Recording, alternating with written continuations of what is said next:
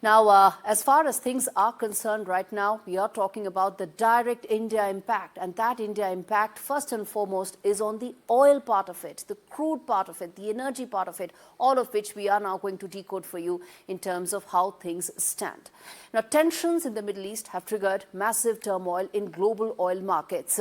Amidst mounting fears about supply disruptions, crude prices have now surged to over $92 per barrel. It's the highest price since the COVID-19 pandemic hit in 2022. Now, there's panic buying that has ensued across the globe because of the fact that there has been some sort of an increase that has taken place, particularly from, of course, countries like Bangladesh, like Pakistan, and even parts of Europe as well. But in the eye of this global storm, India right now appears relatively insulated from the immediate fallout. And the reasons for that is that India holds sufficient stocks of crude oil, petroleum products such as petrol, diesel and, of course, LPG as well, with Petroleum Minister Hardeep Singh Puri on for, in fact, and the government reassuring that there is no cause of worry whatsoever with regard to energy consumers. Now, let's break this down, viewers. When you talk about this assurance, one also needs to understand the scale at which India's energy markets really operate at. And that is best told in terms of some of these numbers. First and foremost, you're talking about the strong fuel reserves. Crude oil right now that India has is for 25 days.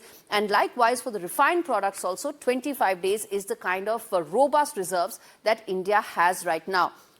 Do keep in mind that India is one of the largest consumers of energy in the world. So when you talk about 25 days of stock, you're actually talking about very big numbers. 7 to 8 weeks of total buffer that India has. Even if, let's say, you assume that things get more volatile from here on, energy markets get impacted further, you have about 250 million plus barrels of oil stock that India has. This is the reserve that ensures that markets remain under control. Prices, particularly consumer prices, remain completely under check. As far as diversified import sources are concerned, there are 40 countries, not just Hormuz Strait, where about 40% of India's imports come from, but there are several other countries.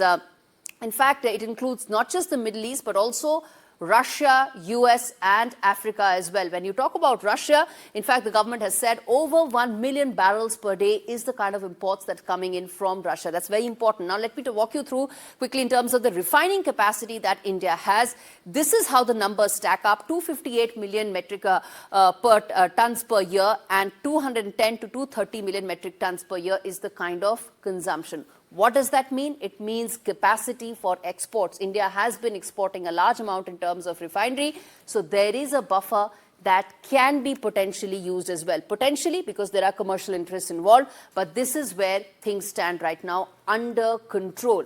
Reduced import pressure also comes in because of the fact that there's a 20% ethanol that has blending that has been put in for petrol, and that saves about 44 million barrels of crude annually. All of this, as I said, you can't understand India's energy markets till you put some of these numbers out to understand the scale at which India operates. And this also means that fuel supply and prices actually stabilize significantly. Now, what does all of this really add up and mean for you? Let's simplify that. It means stable fuel supply. No nationwide pump shortages have happened in the last 12 years, since 2014.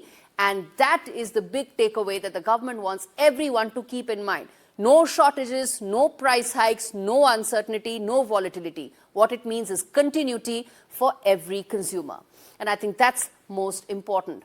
And viewers, when US Treasury Secretary Scott Bessent, in fact, announced a 30-day waiver allowing Indian refiners to import Russian oil, the move was strategic because it ensures that it eases pressure on global oil markets amidst the Middle East crisis, because India has a very large demand and that could impact prices. Now, there's one thing what I also want to now point out, which is that India's exposure does remain, but it is also looking to keep things under control. However, if this war continues, no one knows what it could end up being. There will be some sort of a pressure on oil, and there will be a pressure on Indian rupee as well. That is inevitable. And I think that is where the test of both diplomacy and prudent economic planning will really come out.